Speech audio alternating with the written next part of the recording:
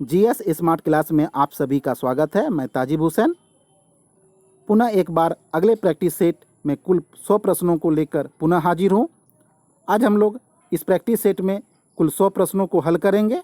जिन्होंने हमारे GS smart class channel को सब्सक्राइब नहीं किया है तो वे सब्सक्राइब कर लीजिए और बेल आइकन को भी दबा दीजिए ताकि आगे आने वाले वीडियो के नोटिफिकेशन आपको मिल सके। तो दोस्तों, इन 100 प्रश्नों को हम व्याख्या के साथ पढ़ते जाएंगे, यानी उसके अंदर में भी जो जानकारी होगी वह भी आपको उपलब्ध कराया जाएगा। बिल्कुल मज़ा आ जाएगा। 100 प्रश्नों को बनाने के बाद आपको लगेगा कि बिल्कुल मैं इस प्रैक्टिस सेट को बनाने के बाद 300 से 400 प्रश्न आसानी से बना सकता हूं। तो दोस्तों, बिना कोई देरी किए प्रारंभ करते हैं।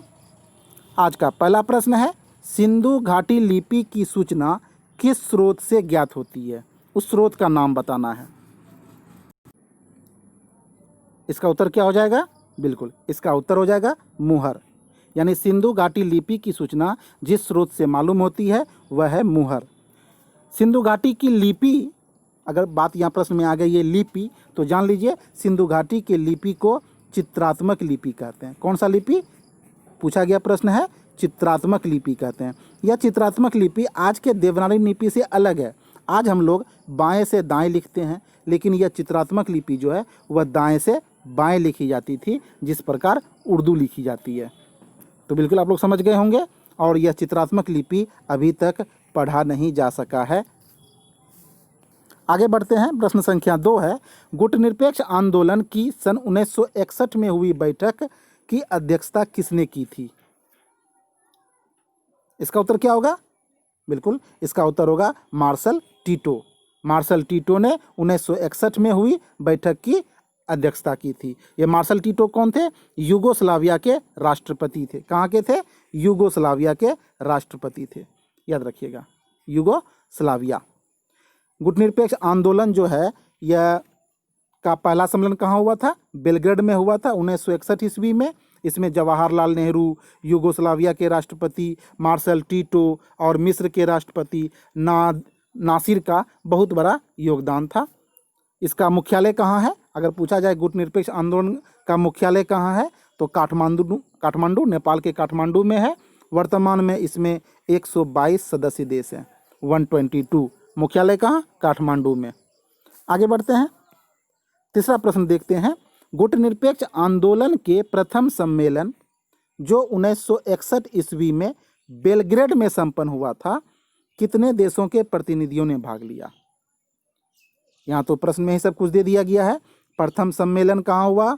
बेलग्रेड में। कब हुआ? 1961 ईस्वी में। इसे याद रखिए।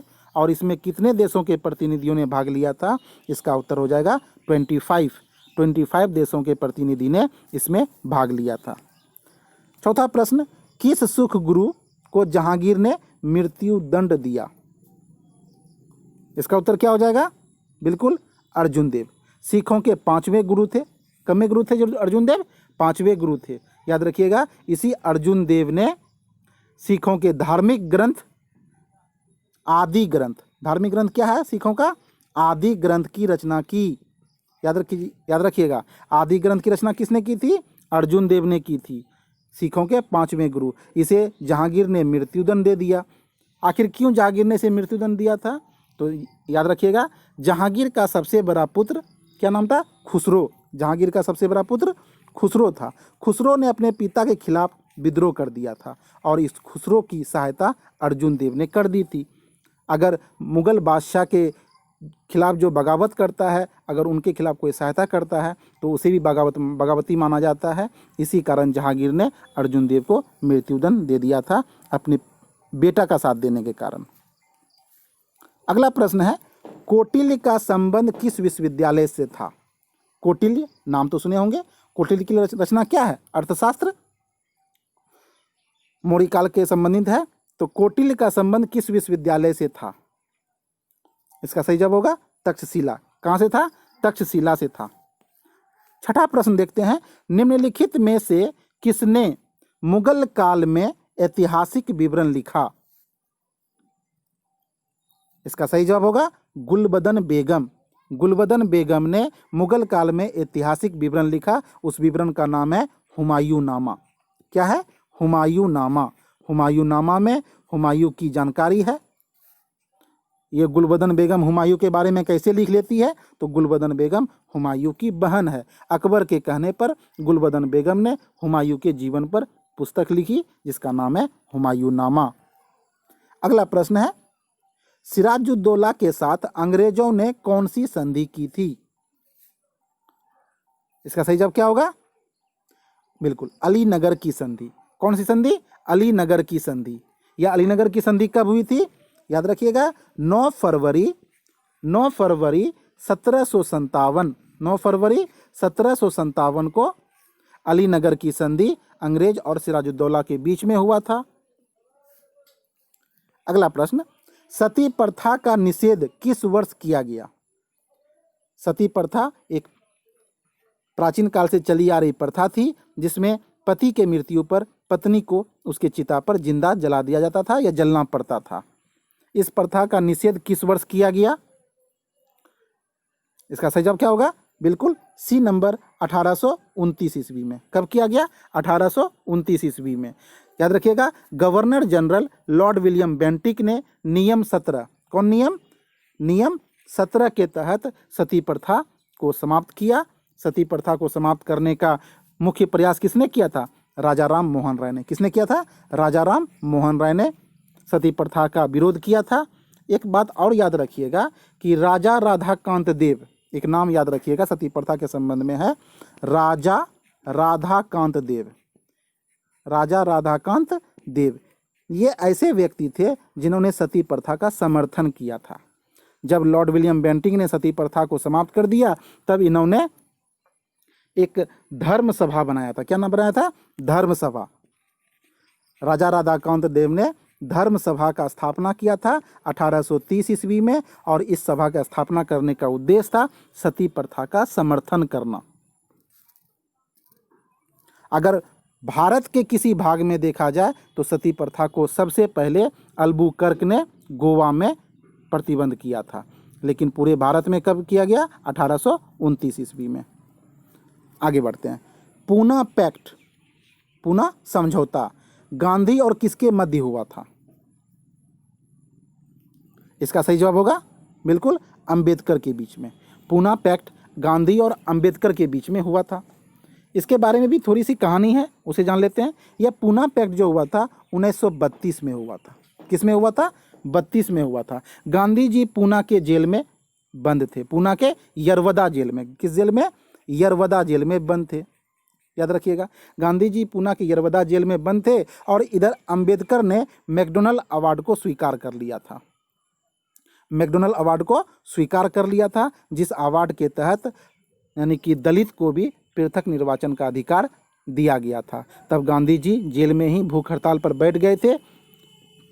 भूख हड़ताल पर बैठने के बाद तब काफ़ी मनाने के बाद अंबेडकर और गांधी जी के बीच में एक समझौता हुआ जिसे पूना पैक्ट के नाम से जानते हैं। तब अंबेडकर ने पृथक निर्वाचन का अधिकार जो दलितों को दिया गया था उसका त्याग किया, उसको छोड़ा। इसके बदले में दलितों को प्रांतीय विधानसभा में सीट की संख्या बढ़ा दी गई, 17 से बढ़ा करके 147 कर दिया गया, और केंद्रीय विधान परिषद में जो है विधानमंडल में 18% उसको रिजर्वेशन आरक्षण दिया गया। तो पूना पैक्ट 1932, पूना पैक्ट 1932 गांधी और अंबेडकर के बीच में। गांधी उसमें कहाँ थे? पूना के यरवदा जेल में। तो याद रखिएगा, हम लोग विस्तार से पढ़ते जाएंगे ताकि इससे संबंधित और भी कोई प्रश्न पूछा जाएगा तो आप उन प्रश्नों को आसानी से बना सकेंगे। पूरा वीडियो देखिए, बहुत मज़ा आएगा। आगे बहुत अच्छे अच्छे प्रश्न हैं। सन 1917 ईस्वी के कलकत्ता अधिवेशन में कांग्रेस के अध्यक्ष कौन थे? इसका सही जवाब क्या होगा? Annie Besant. एनी बेसेंट 1917 ईस्वी में कलकत्ता अधिवेशन में कांग्रेस की अध्यक्ष बनी, और कांग्रेस की अध्यक्ष बनने वाली यह प्रथम महिला थी। अगर पूछा जाता है कांग्रेस की प्रथम महिला अध्यक्ष तो एनी बेसेंट कब बनी? 1917 में कलकत्ता में। बिल्कुल आपको याद होते चला जाता होगा। अगला प्रश्न है, poverty and un British rule in India के लेखक कौन है? बहुत प्रसिद्ध पुस्तक है और कई बार यह प्रश्न एग्जाम में पूछा गया है। इसका सही जवाब क्या होगा? दादा भाई नौरोजी। दादाभाई नौरोजी वृद्ध पुरुष के नाम से जाना जाता है। इन्होंने 1867 ईस्वी में 1867 ईस्वी में poverty and un British rule in India पुस्तक को लिखा था। इस पुस्तक के माध्यम से दादाभाई नौरोजी ने भारतीय इतिहास में पहली बार धन निकासी का सिद्धांत दिया। क्या दिया? धन निकासी का सिद्धांत, यानी अंग्रेज कैसे भारत के धन का शोषण कर रहे हैं, कैसे भारत का धन इंग्लैंड की तरफ जा रहा है, इसी पुस्तक के माध्यम से दादाभाई नौरोजी ने लोगों को समझाया और बताया इसी पुस्तक में कि नौरोजी ने बताया कि भारत की प्रति व्यक्ति आय कितना है? 49 रुपया, 49 रुपया है। आगे बढ़ते हैं हम लोग। अगला प्रश्न है 12वां प्रश्न, वंदे मातरम भारत का राष्ट्रीय गीत के प्रथम संपादक कौन थे? इसका उत्तर क्या हो जाएगा? बिल्कुल, इसका उत्तर हो जाएगा बंकिम चंद्र चटर्जी। बंकिम चंद्र चटर्जी। तो बंकिम चंद्र चटर्जी ने वंदे मातरम का संपादक किया था। ये कहाँ, किस पुस्तक में किया था? याद रखिएगा। उपन्यास का नाम क्या है? आनंद मठ। क्या है? आनंद मठ में वंदे मातरम उपन्यास में लिखा गया था। और याद रखिएगा कांग्रेस के 1896 के कलकत्ता अधिवेशन में, कांग्रेस के 1896 के कलकत्ता अधिवेशन में पहली बार वंदे मातरम गाया गया था। कब गाया गया था वंदे मातरम कांग्रेस के मंच पर? 1896 में कलकत्ता अधिवेशन में। इस अधिवेशन की अध्यक्षता किसने की थी? रहीमतुल्लाह सियानी। किसने की थी? रहीमतुल्लाह सियानी ने की थी। और 26 जनवरी 1950, यह भी याद रखिएगा, 26 जनवरी 1950, 26 जनवरी 1950 को इसे राष्ट्रगीत के रूप में स्वीकार किया गया। इसे गाने में 1 मिनट 5 सेकंड का समय लगता है। 1 मिनट 5 सेकंड का समय लगता है। और याद रखिएगा राष्ट्रीय गीत गाने के लिए सभी को बाध्य नहीं किया जा सकता है। 1 मिनट 5 सेकंड याद रखिएगा, यह भी पूछा जाता है। आगे बढ़ते हैं। अगला प्रश्न है, भारत सरकार ने राष्ट्रीय गान को कब अधिकृत किया? राष्ट्रीय गान को, इसका उत्तर क्या हो जाएगा? 24 जनवरी 1950। याद रखिएगा राष्ट्रीय गीत 26 जनवरी है और राष्ट्रीय गान जो है आपका वह 24 जनवरी है। राष्ट्रीय गान को कांग्रेस के मंच पर सबसे प्रथम बार कब गाया गया था? तो याद रखिएगा 1911। ये भी कलकत्ता में ही हुआ था। कहाँ हुआ था? कलकत्ता में ही हुआ था 1911 में। और 1911 में जो कलकत्ता में हुआ था कांग्रेस का अधिवेशन, उसकी अध्यक्षता पंडित विशन नारायण दत्त ने किया था। किसने किया था? पंडित विशन नारायण दत्त ने किया था इसकी अध्यक्षता। और याद रखिएगा कि राष्ट्रीय गान को गाने में 52 सेकंड लगता है। 52 से, अगर इसको संक्षिप्त रूप में गाया जाए तो 20 सेकंड लगता है। कितना लगता है? 20 सेकंड लगता है। पूरा गाने पर 52 सेकंड, संक्षिप्त रूप में इसे 20 सेकंड का समय लगता है। और जन गण मन को किसने गाया था? रविन्द्रनाथ टैगोर ने गाया था। किस भाषा में? बांग्ला भाषा में। इसका हिंदी रूपांतरण को भारत सरकार ने स्वीकार किया है। आगे बढ़ते हैं हम लोग।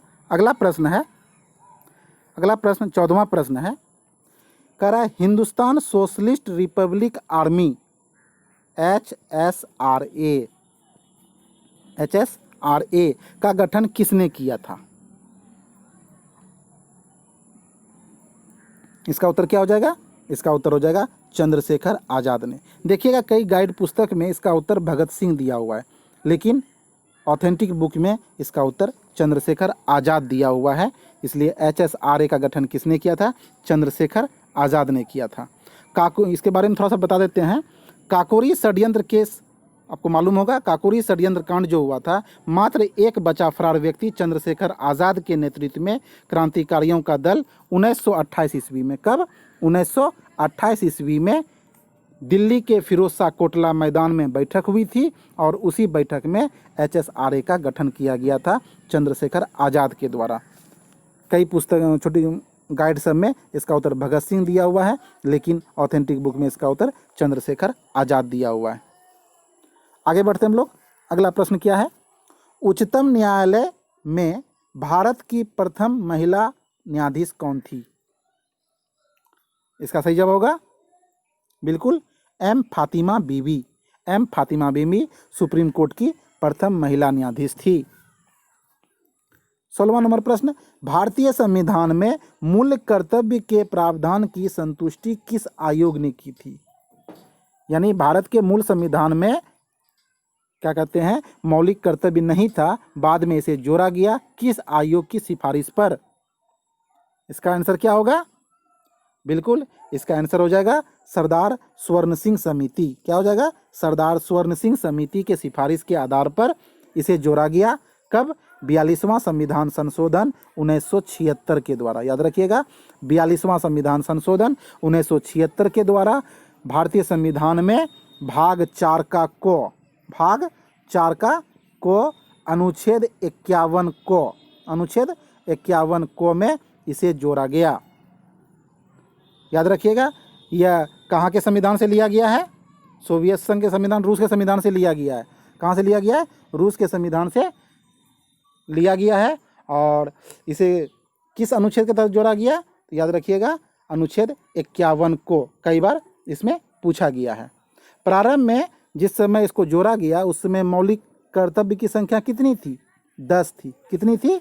10 थी। लेकिन वर्तमान में मौलिक कर्तव्य की संख्या कितनी है? 11 है। यह 11वां कौन बढ़ गया? तो याद रखिएगा, 86वां संविधान संशोधन 2002 के द्वारा 6 से 14 वर्ष के बच्चों को निःशुल्क और अनिवार्य शिक्षा का अधिकार मौलिक कर्तव्य में जोड़ दिया गया। तो यह भी प्रश्न पूछा जाता है, किस संविधान संशोधन? 86वां संविधान संशोधन। वर्ष कब का? 2002 में। क्या जोड़ा गया? 6 से 14 वर्ष के बच्चों को पढ़ाना हर माता पिता अभिभावक का कर्तव्य है। इसलिए मूल कर्तव्य की संख्या वर्तमान में कितनी है? 11। प्रारंभ में कितनी थी? 10। जोड़ा गया स्वर्ण सिंह समिति के सिफारिश के आधार पर। आगे बढ़ते हैं। 17 नंबर का प्रश्न है, आपातकाल की घोषणा किस अनुच्छेद में निहित है? आपातकाल, इसका उत्तर क्या हो जाएगा? बिल्कुल अनुच्छेद 352। अनुच्छेद 352 में राष्ट्रीय आपात, कौन आपात? राष्ट्रीय आपात की बात कही गई है। राष्ट्रीय आपात की बात कही गई है। यह राष्ट्रीय आपात कब घोषित किया जाता है? याद रखिएगा, राष्ट्रीय आपात जो है युद्ध, बाह्य आक्रमण और सशस्त्र विद्रोह होने पर राष्ट्रीय आपात लागू करने का प्रावधान है भारत में। और इससे पहले एक आंतरिक अशांति थी, मूल संविधान में था, सशस्त्र विद्रोह शब्द को नहीं शामिल किया गया था, आंतरिक अव्यवस्था को शामिल किया गया था। लेकिन 44वां संविधान संशोधन 1978 के द्वारा आंतरिक अशांति वर्ड को हटा करके सशस्त्र विद्रोह शब्द को जोड़ दिया गया। यानी अब जो अगर आपातकाल की घोषणा की जाएगी अनुच्छेद 352 के तहत, तो उसका 3 आधार है, युद्ध, बाह्य आक्रमण, सशस्त्र विद्रोह। 1975 में जो आपातकाल की घोषणा की गई थी वह आंतरिक अशांति के नाम पर की गई थी।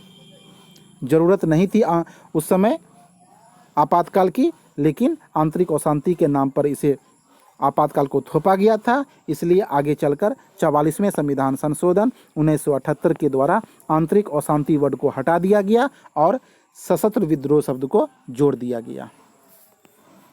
अगला प्रश्न है, राज्य के नीति निर्देशक तत्व का प्रावधान संविधान के किस अनुच्छेद में किया गया है?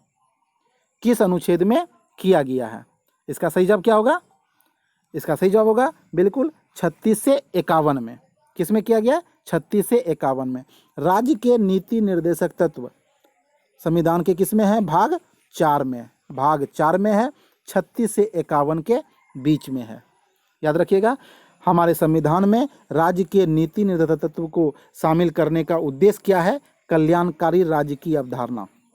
अगर पूछा जाता है कि भाग 4 में इसे क्यों जोड़ा गया है, तो इसका उत्तर हो जाएगा कल्याणकारी राज्य की स्थापना करना।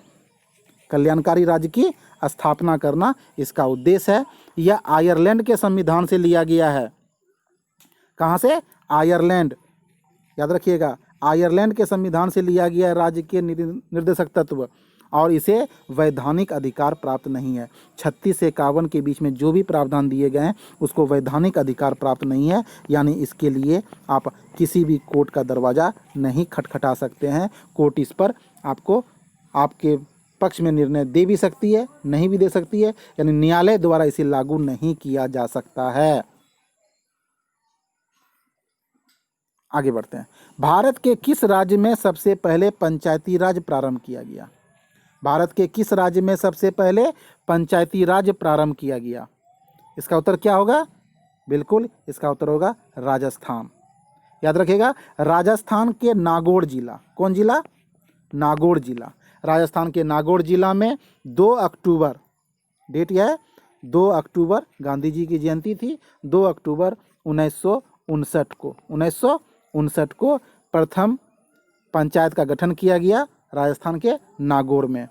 बलवंत राय मेहता समिति के आधार पर त्रिस्तरीय पंचायती व्यवस्था का गठन किया गया था और 11 अक्टूबर को, याद रखिएगा, 11 अक्टूबर को उसी माह में आंध्र प्रदेश में 11 अक्टूबर 1959 को ही आंध्र प्रदेश में पंचायत का गठन किया गया था। अगला प्रश्न, संविधान की 8वीं अनुसूची में सम्मिलित भाषाओं में से हिंदी के बाद कौन सी भाषा सर्वाधिक बोली जाती है? संविधान की 8वीं अनुसूची में भाषा का उल्लेख है और हिंदी के बाद बोली जाने वाली भाषा कौन सी है? बिल्कुल इसका उत्तर क्या हो जाएगा? इसका उत्तर हो जाएगा तेलुगु। क्या हो जाएगा? तेलुगु हिंदी के बाद बोली जाने वाली सर्वाधिक भाषा है।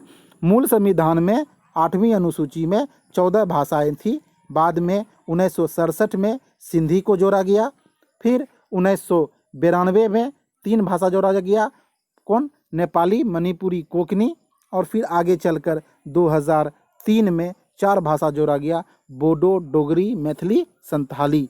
वर्तमान में 8वीं अनुसूची में टोटल 22 भाषा का जिक्र है। कितने भाषा का? 22 भाषा का जिक्र है।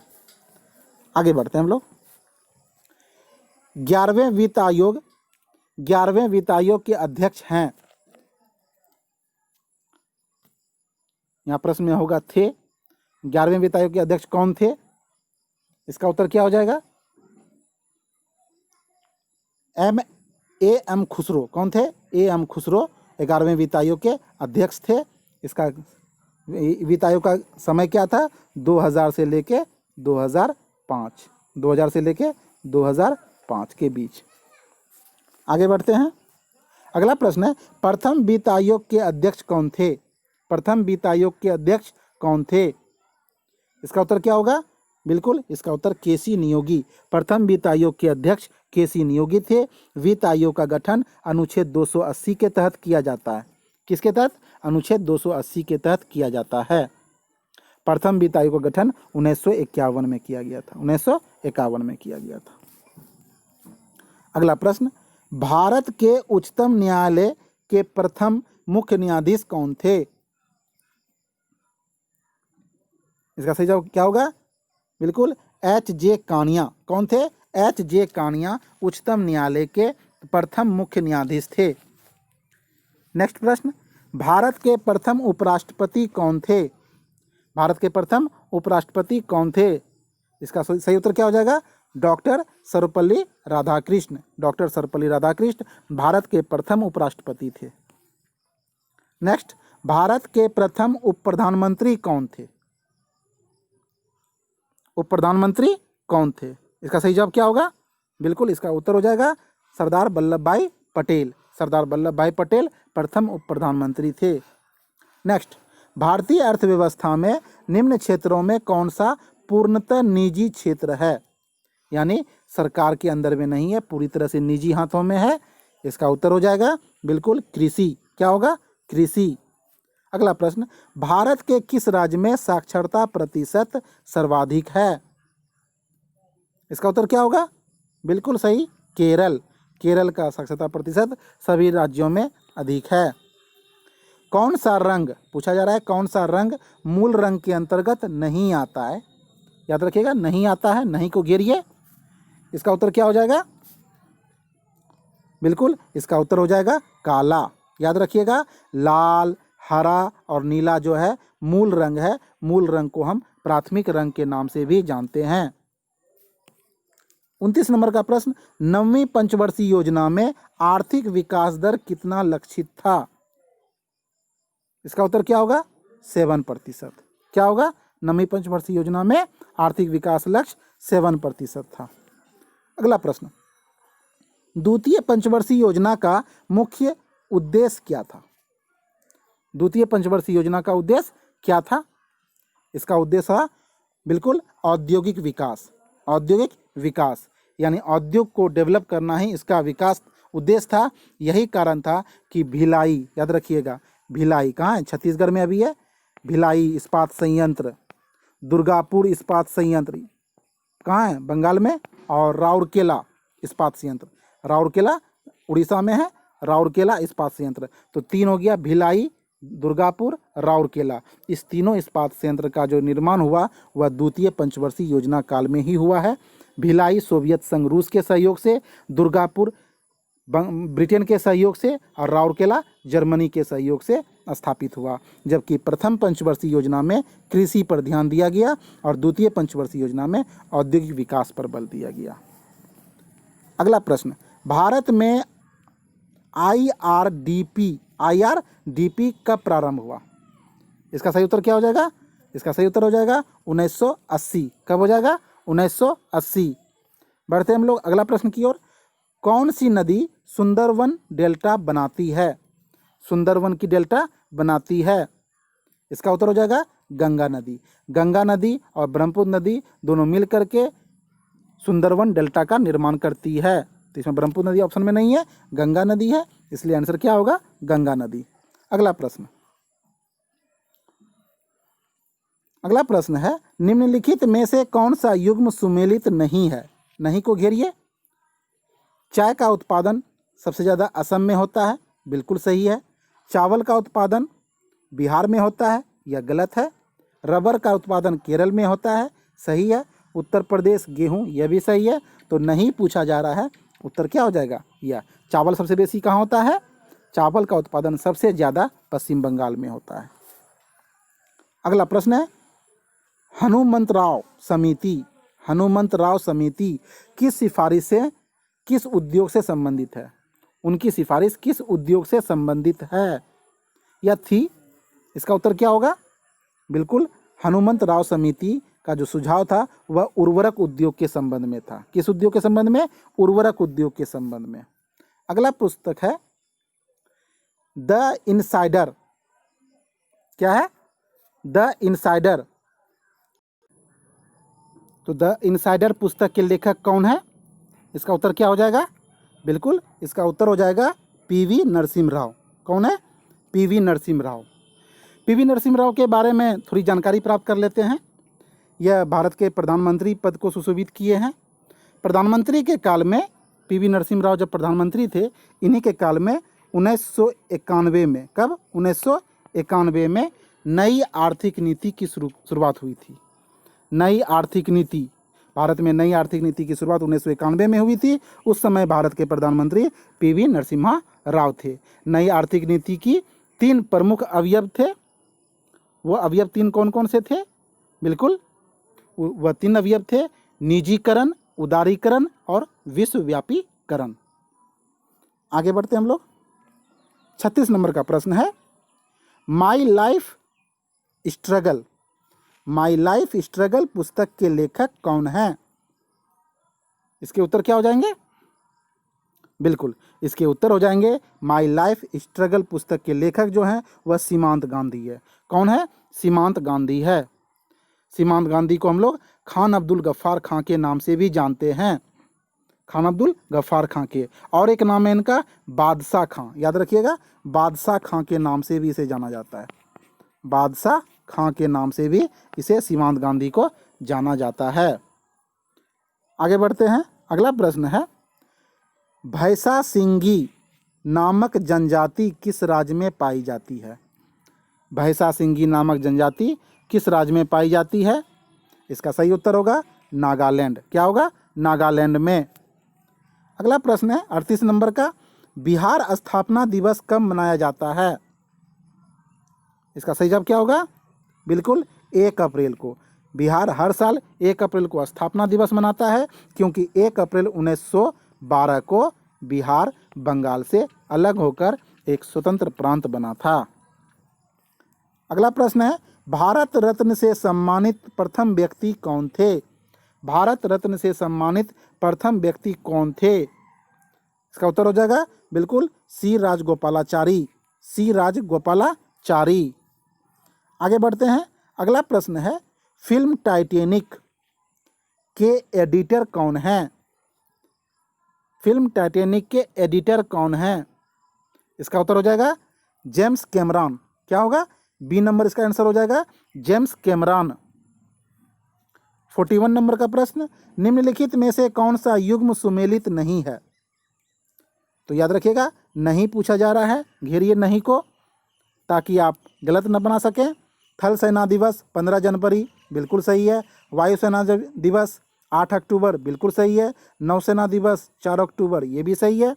शिक्षक दिवस 5 नवंबर ये गलत है। 5 नवंबर को नहीं बल्कि 5 सितंबर, 5 सितंबर को हम लोग शिक्षक दिवस मनाते हैं डॉक्टर सर्वपल्ली राधाकृष्ण के जन्मदिन के अवसर पर। किसके अवसर पर?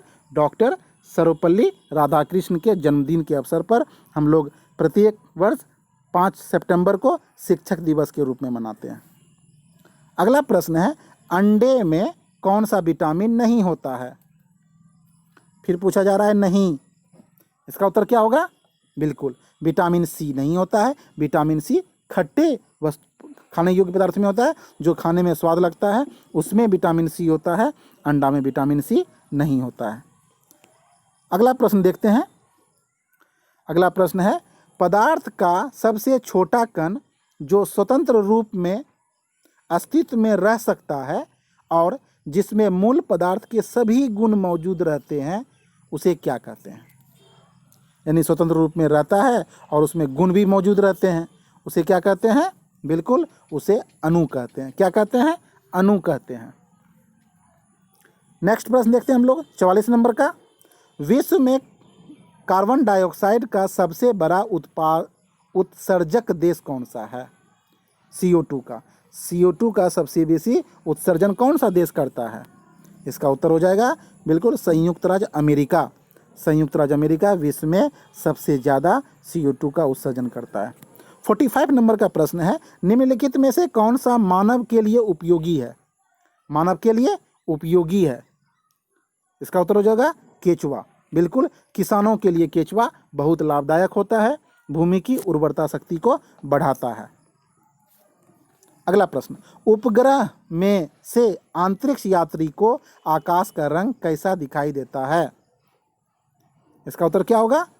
काला। अंतरिक्ष से अगर उपग्रह से हम किसी अंतरिक्ष यात्री को आकाश देखना हो तो आकाश काला दिखाई देता है। अगला प्रश्न है, अदरक का कौन सा हिस्सा खाया जाता है? आंसर क्या होगा? अदरक का कौन सा हिस्सा खाया जाता है? बिल्कुल तना। कौन सा? तना खाया जाता है। अगला प्रश्न है, एक लड़का अपने पिता से कितने क्रोमोसोम विरासत के रूप में प्राप्त करता है? पिता से पूछा जा रहा है, याद रखिएगा। पिता में X और Y होता है, माता में आपका केवल X और X होता है। तो जब पुत्र का जन्म होगा X और Y के मिलने से होगा। बिल्कुल, तो जिसमें Y के मिलने से होगा, जिसमें Y होगा वही आंसर हो सकता है, चाहे तो ये चाहे ये दोनों तो किसी हाल में नहीं होगा क्योंकि इसमें X है। ये दोनों काट दीजिए। अब इसमें 22 + Y, इसका आंसर क्या हो जाएगा? 22 + Y। यानी एक लड़का जो है अपने पिता से विरासत के रूप में 22 + Y क्रोमोसोम प्राप्त करता है। अगला प्रश्न, स्टेनलेस स्टील बनाने में लोहे के साथ कौन सी धातु मिलाई जाती है? इसका सही जवाब होगा मैग्नीज। कौन सी धातु? मैग्नीज धातु मिलाई जाती है। अगला प्रश्न है, LPG full form liquid petroleum gas में कौन सा गंधीय पदार्थ मिलाया जाता है ताकि LPG का अगर रिसाव हो तो उस गंध के माध्यम से आप समझ जाएं कि LPG का रिसाव हो रहा है और उसे रोकें, दुर्घटना से बचें। तो दुर्घटना से बचने के लिए यह गैस मिलाया जाता है ताकि लोग उस गंध को समझें और उस पर काबू करें। तो इसका सही आंसर क्या होगा? Ethyl mercaptan.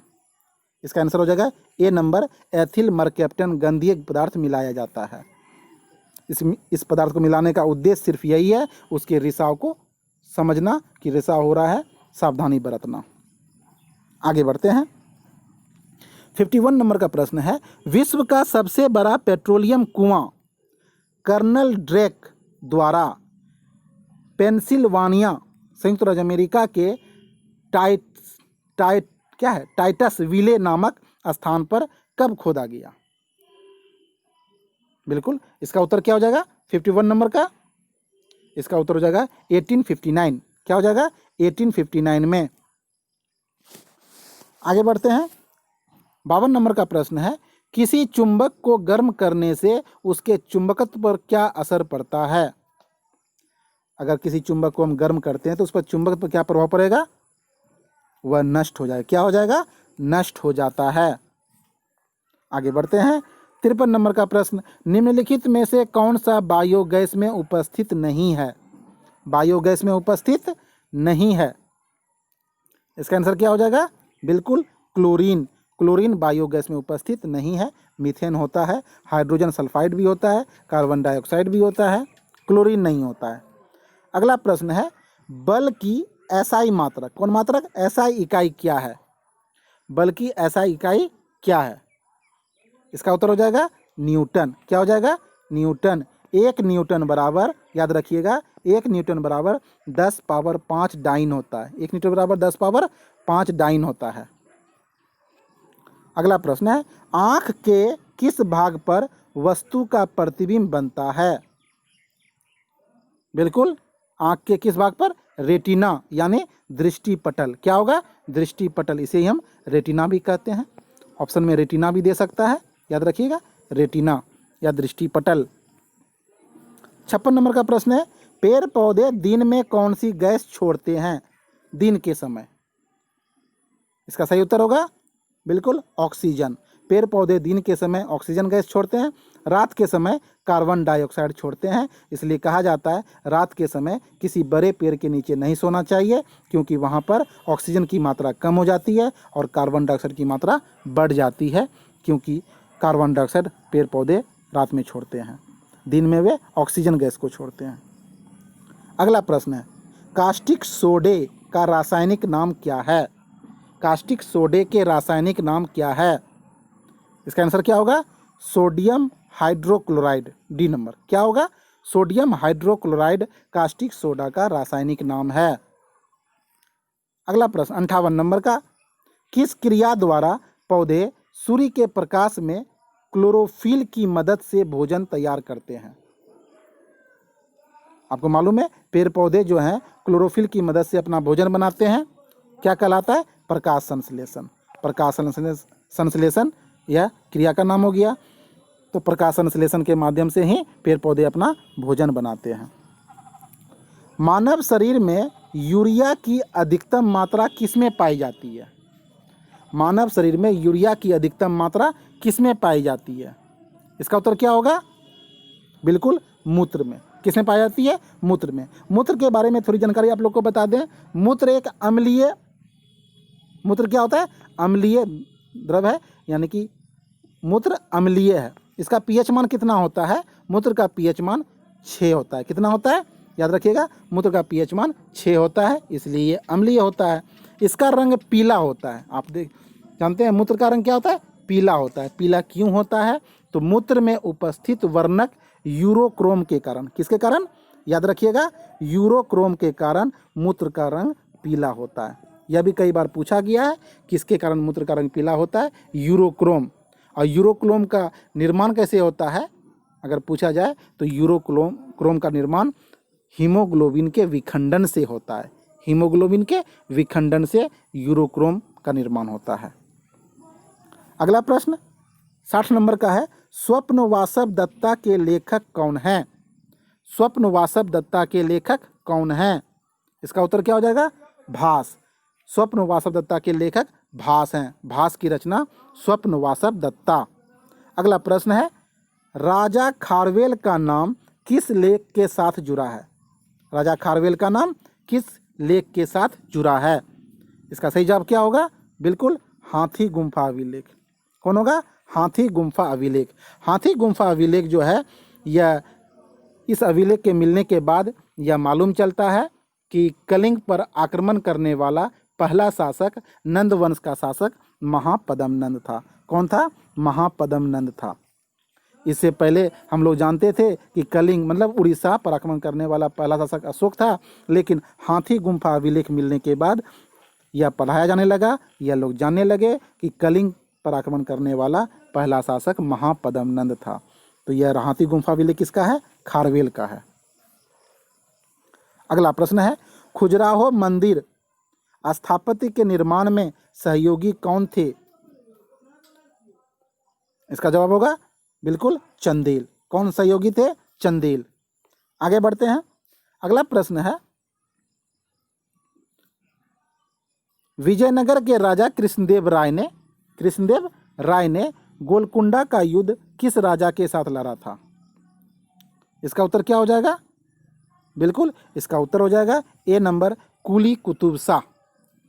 किसके खिलाफ लड़ा था? कुली कुतुब शाह, गोलकुंडा का युद्ध। आगे बढ़ते हैं। अगला प्रश्न है, औरंगजेब द्वारा चलाए गए जिहाद का अर्थ क्या है? जिहाद का अर्थ क्या है? इसका अर्थ हो जाएगा होली वार। क्या हो जाएगा? होली वार। अगला प्रश्न कह रहा है, रानी पद्मिनी का नाम अलाउद्दीन खिलजी की चित्तौड़ विजय से जोड़ा जाता है।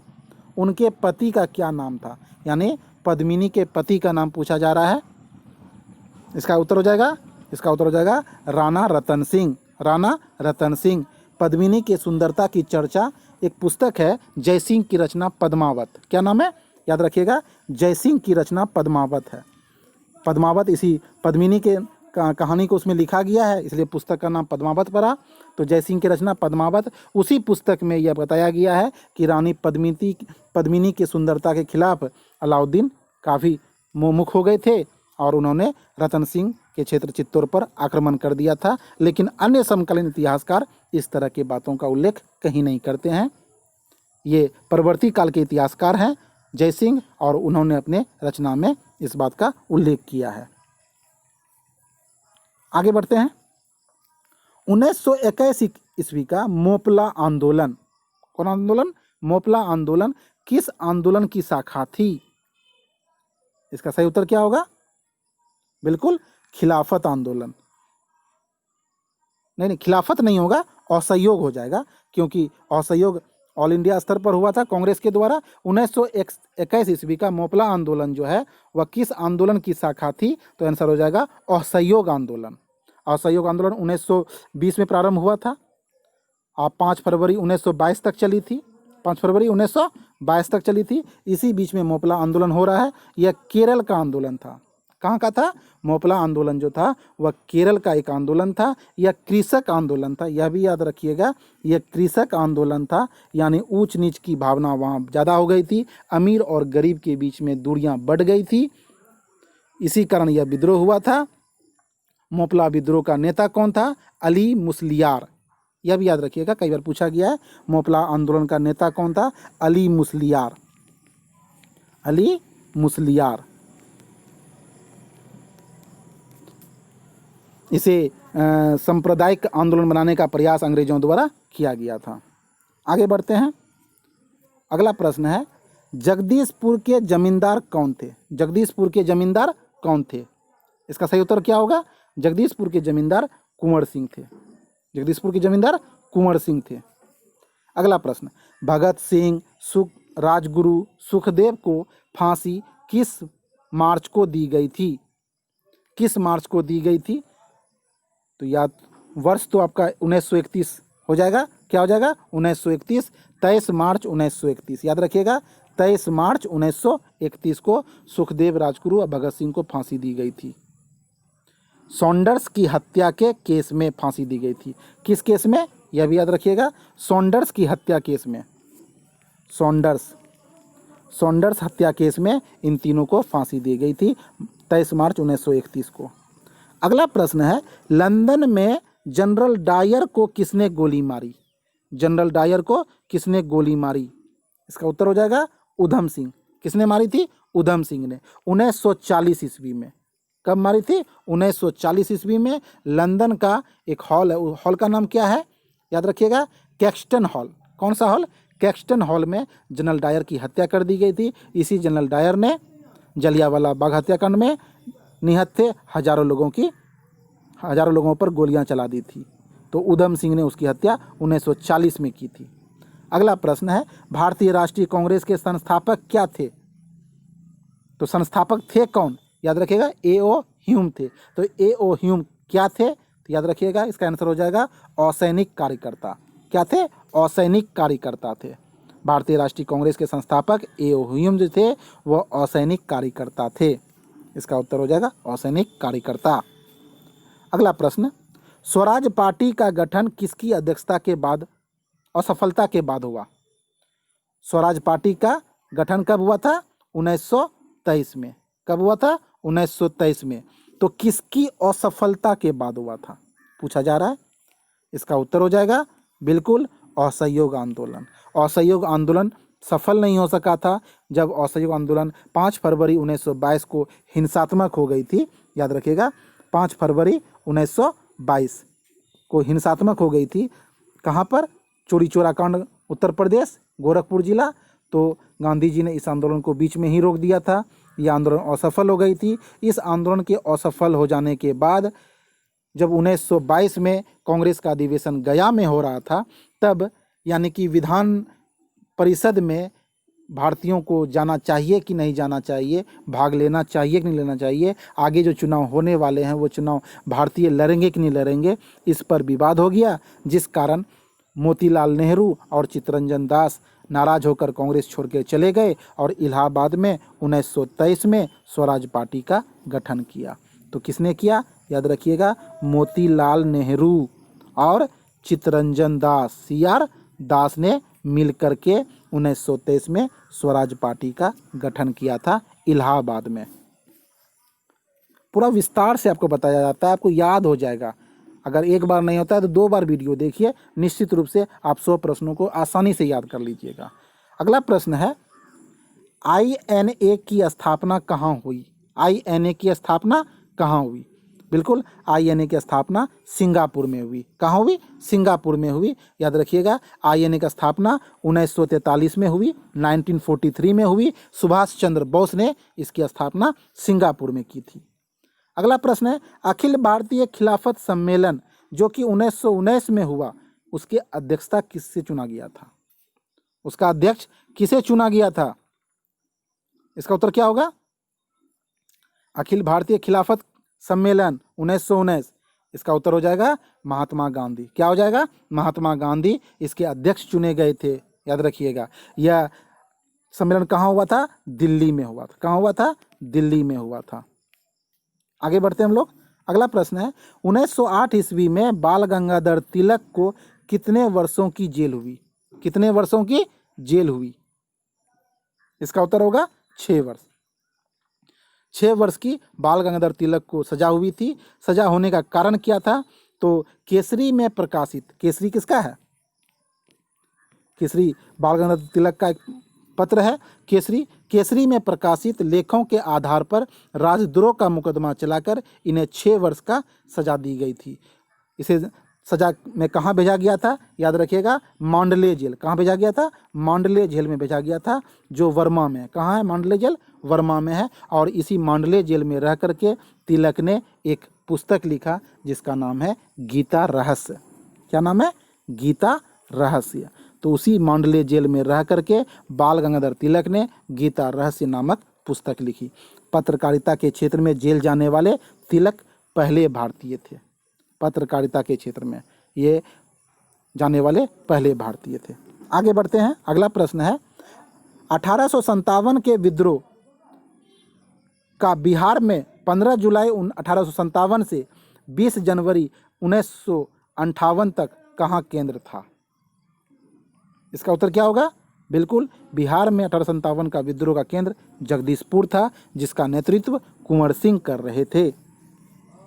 अगला प्रश्न है, नालंदा विश्वविद्यालय की स्थापना किसके शासनकाल में की गई थी? नालंदा विश्वविद्यालय की स्थापना किसके शासनकाल में की गई थी? इसका आंसर होगा गुप्त काल।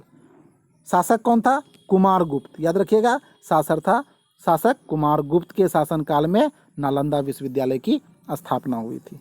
अगला प्रश्न है, नालंदा विश्वविद्यालय के विनाश का कारण किसे माना जाता है? इसका उत्तर क्या होगा? बिल्कुल, नालंदा विश्वविद्यालय के विनाश का कारण अग्नि को माना जाता है। किसको? अग्नि को माना जाता है। अगला प्रश्न है, विक्रमशिला विश्वविद्यालय को 1203 ईस्वी में किसने दुर्ग समझकर नष्ट कर दिया? किसने दुर्ग समझकर नष्ट कर दिया?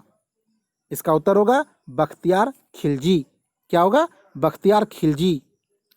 अगला प्रश्न है, विक्रमशिला विश्वविद्यालय के किस भिक्षु ने, कौन भिक्षु ने लगभग 200 ग्रंथों की रचना की? लगभग 200 ग्रंथों की रचना की। इसका उत्तर होगा दीपंकर। दीपंकर भिक्षु ने विक्रमशिला विश्वविद्यालय में रहकर 200 ग्रंथों की रचना की थी। नेक्स्ट प्रश्न, पुरुष में किस जीन का संगठन होता है?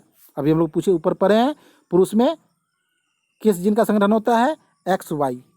XX महिला में होता है और XY पुरुष में होता है। तो प्रश्न में पुरुष पूछा जा रहा है, आंसर हो जाएगा XY। आगे बढ़ते हैं, कौन रक्त वर्ग सर्वदाता है? सर्वदाता, दाता यानी देने वाला, जो सभी को दे सकता है। तो बिल्कुल वो ऐसा रक्त समूह है जो सभी को दे सकता है। और सर्वग्राही जो होता है वह AB होता है। ग्राही मतलब सबका ग्रहण कर सकता है, AB सबका ले सकता है, दे किसी को नहीं सकता है, जबकि O सबको दे सकता है, सबका ले नहीं सकता है।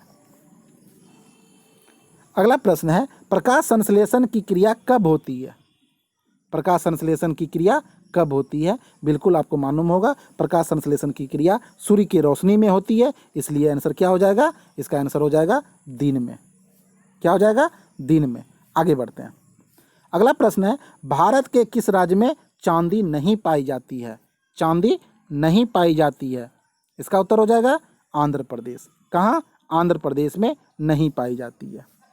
अगला प्रश्न है, कितना जूल कार्य करने से 1 कैलोरी ऊर्जा प्राप्त होती है? कितना जूल कार्य करने से 1 कैलोरी ऊर्जा प्राप्त होती है? इसका सही जवाब क्या हो जाएगा? बिल्कुल इसका सही जवाब हो जाएगा 4.2। 4.2 जूल कार्य करने से 1 कैलोरी ऊर्जा प्राप्त होती है। अगला प्रश्न है, पहला आधुनिक ग्रह किस ग्रह को कहा जाता है? पहला आधुनिक ग्रह किस ग्रह को कहा जाता है? इसका उत्तर हो जाएगा अग्नि। किस ग्रह को? अग्नि। अग्नि ग्रह को लेटा हुआ ग्रह भी कहते हैं। 86 नंबर का प्रश्न है, दूध से क्रीम को अलग करने पर दूध का घनत्व क्या होता है? दूध से क्रीम को अलग करने पर दूध का घनत्व में क्या प्रभाव पड़ता है? याद रखिएगा, दूध का घनत्व जो होता है वह बढ़ जाता है। क्या होता है? दूध का घनत्व बढ़ जाता है। आंसर नंबर हो जाएगा A। अगला प्रश्न है 87 नंबर का, किसने सबसे पहले यह सिद्ध किया कि पृथ्वी सहित अन्य ग्रह सूर्य के चारों ओर चक्कर लगाते हैं? यह किसने बताया था कि पृथ्वी सहित जितने भी आकाशीय ग्रह हैं सूर्य के चारों ओर चक्कर लगाते हैं? तो यह कथन कॉपरनिकस का है। किसका है? कॉपरनिकस का है। आगे बढ़ते हैं। अगला प्रश्न, भारतीय मुद्रा किसमें छापी जाती है? भारतीय मुद्रा जो है वह किसमें छापी जाती है? इसका उत्तर क्या हो जाएगा? बिल्कुल इसका उत्तर हो जाएगा Nashik printing press. Nashik printing press में भारतीय मुद्रा छापी जाती है। अगला प्रश्न है 89 नंबर का, भारत में योजना अवकाश किसके दौरान हुआ? योजना अवकाश यानी उस काल में योजना नहीं बनी, बिना योजना का चला। तो इसका आंसर क्या हो जाएगा? 1966 से 1969। 1966 से 1969 के बीच की अवधि को योजना अवकाश के नाम से जाना जाता है। इस बीच में किसी भी योजना का निर्माण नहीं किया गया, यानी कि प्रथम द्वितीय तृतीय के बाद योजना रुक गई। योजना अवकाश माना जाता है क्योंकि उसी कुछ दिन पहले भारत पाकिस्तान युद्ध हुआ था और सूखा की समस्या हुई थी, जिस कारण योजना का निर्माण नहीं किया गया था। अगला प्रश्न देखते हैं, जल के जमने से इसका आयतन पर क्या प्रभाव पड़ता है? इसका आंसर हो जाएगा बिल्कुल, जल के जमने से इसका आयतन बढ़ता है। जल के जमने से क्या होता है? उसका आयतन बढ़ जाता है। यही कारण है कि ठंडे प्रदेशों में पाइप में अगर जल जमाव रहता है तो वह जम जाता है और पाइप का आयतन तो निश्चित रहता है, जबकि जल का आयतन बढ़ता है तो पाइप फट जाता है, इसलिए जल के जमने से उसका आयतन बढ़ता है। अगला प्रश्न, तारे का रंग किससे निर्धारित होता है? तारे का रंग जो है वह किससे निर्धारित होता है? इसका सही जवाब क्या होगा? तारे का रंग ताप से यानी टेम्परेचर से निर्धारित होता है। इसके बारे में थोड़ा जान लेते हैं। तारे के 3 रंग होते हैं। तारे के कितने रंग होते हैं? याद रखिएगा, तारे के 3 रंग होते हैं। कौन कौन रंग होते हैं? तारे के जो 3 रंग होते हैं वह है लाल, सफ़ेद और नीला। याद रखिएगा, लाल, सफ़ेद और नीला रंग 3 रंग होते हैं। यह रंग जो होता है लाल, नील, सफ़ेद और नीला, यह इसके तापमान पर निर्भर करता है। किस पर?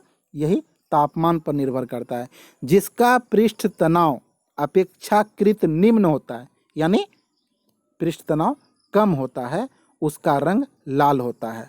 जिसका पृष्ठ तनाव उच्च होता है यानी अधिक होता है, उसका रंग सफ़ेद होता है। और अंतिम, जिसका पृष्ठ तनाव अत्यधिक उच्च होता है यानी बहुत ज़्यादा होता है, तो उसका रंग नीला होता है। बिल्कुल समझ गए होंगे आप लोग। अगला प्रश्न, पृथ्वी से पलायन वेग का मान कितना किलोमीटर प्रति सेकंड होता है? कितना किलोमीटर प्रति सेकंड होता है? इसका आंसर हो जाएगा 11.2 किलोमीटर प्रति सेकंड। किलोमीटर प्रति सेकंड, यानी कि अगर 11.2 किलोमीटर प्रति सेकंड से किसी वस्तु को ऊपर की ओर फेंकी जाए, वह पृथ्वी के गुरुत्वाकर्षण क्षेत्र से बाहर निकल जाएगा। तो यही उसका पलायन वेग मान होगा। बिल्कुल, आगे बढ़ते हैं हम लोग। अगला प्रश्न है, योजना आयोग कैसा निकाय है?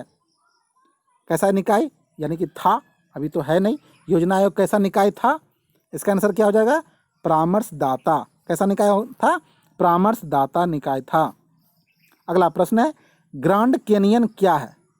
ग्रांड कैनियन क्या है? ग्रांड कैनियन एक गड्ढा है। क्या है? एक खड्डा है। तोप नहीं है, ज्वालामुखी नहीं है, नदी नहीं है, एक खड्डा है। अगला प्रश्न, झारखंड में पागल खाना कहाँ स्थित है? इसका उत्तर क्या हो जाएगा? रांची। क्या हो जाएगा? रांची। नेक्स्ट प्रश्न, झारखंड में इस्पात प्लांट का केंद्र कहाँ पर है? इस्पात प्लांट का केंद्र कहाँ पर स्थित है? इसका उत्तर क्या हो जाएगा? बिल्कुल, इसका भी उत्तर हो जाएगा रांची। अगला प्रश्न, विश्व में किस देश ने स्वयं को हिंदू राष्ट्र घोषित किया? कौन सा देश है जिसने अपने देश को हिंदू राष्ट्र घोषित किया? इसका उत्तर हो जाएगा नेपाल। कौन सा देश? नेपाल। निम्नलिखित देशों में से कौन सा देश सार्क का सदस्य नहीं है? नहीं है पूछा जा रहा है, याद रखिएगा। इसका उत्तर हो जाएगा चीन। चीन सार्क का सदस्य देश नहीं है। सार्क जो सदस्य देश है, इसमें कुल 8 सदस्य देश हैं। सार्क SAARC, इसका फुल फॉर्म भी पूछा जाता है। इसका फुल फॉर्म है the south Asian association for regional corporation. एक बार पुनः सुने, the south Asian association for regional corporation. इस सार्क का मुख्यालय कहाँ है? इस सार्क का मुख्यालय जो है काठमांडू में है। कहाँ है? काठमांडू में है। इसकी स्थापना 1985 में की गई थी। कब की गई थी? 1985 में की गई थी। और इसका पहला सम्मेलन कहाँ हुआ था? इसका पहला सम्मेलन याद रखिएगा, सार्क का पहला सम्मेलन ढाका में हुआ था। वर्तमान में इसमें 8 सदस्य देश हैं। वर्तमान में इसमें 8 सदस्य देश हैं। कौन कौन है? नाम सुन लीजिए, भारत, पाकिस्तान, बांग्लादेश, नेपाल, भूटान, श्रीलंका, मालदीव और अफगानिस्तान। बिल्कुल, अब हम लोग आगे बढ़ते हैं। 99 नंबर का प्रश्न है, पोखरण परीक्षण क्या है? पोखरण परीक्षण सन 1998 में कब किया गया?